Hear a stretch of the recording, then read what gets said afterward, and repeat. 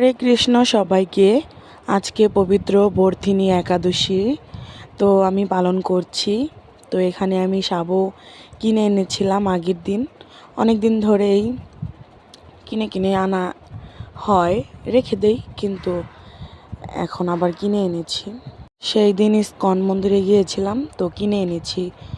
তো তেলও কিনে এনেছি আর কি, অনেক দিন আগে আনা হয়েছিল, শেষ হয়ে গিয়েছিল। তো এখন আমি রান্না করব। টমেটো কেটে নিয়েছি, কাঁচামরিচ, আলু কুচি করে কেটে নিয়েছি, সাথে বাদাম ভেজে নিয়েছি, আলু ভেজে নিয়েছি। তো এখন আমি সাবুর পোলাও রান্না করব। তো আমার এত ঝোলাটা ভালো লাগে না, আমি এই পোলাওই খাই।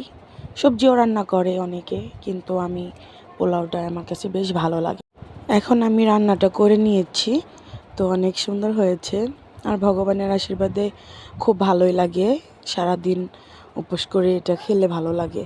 ফলও আনা হয়েছে, তো আমার হাজব্যান্ড কাজের থেকে নিয়ে এসেছে ফল। তো এই তো আমি ভগবানকে একটু দিলাম। তো কেমনভাবে দেই জানি না, ভগবান কৃপা করে যেন। তো এই তো আমি যেমন পারি তেমনই দিই, ভগবান যাতে গ্রহণ করে। হরে কৃষ্ণ। আমার গোপালকে একটু দিলাম। তো অনেক দিন ধরেই দেওয়া হয় না, তো আজকে ভাবলাম একটু দিই। তো এই তো এমনি দিয়েছিলাম। তো তারপর আমরা প্রসাদ গ্রহণ করছি, আমি আর আমার ভাসুরের মেয়ে একসাথে খেলাম। তো আমরা সবাই একাদশী করি। তো এই তো তো কেমন লাগলো অবশ্যই জানাবেন ভিডিওটা। তো আপনাদের ভালো লাগলে অবশ্যই লাইক কমেন্ট শেয়ার করবেন।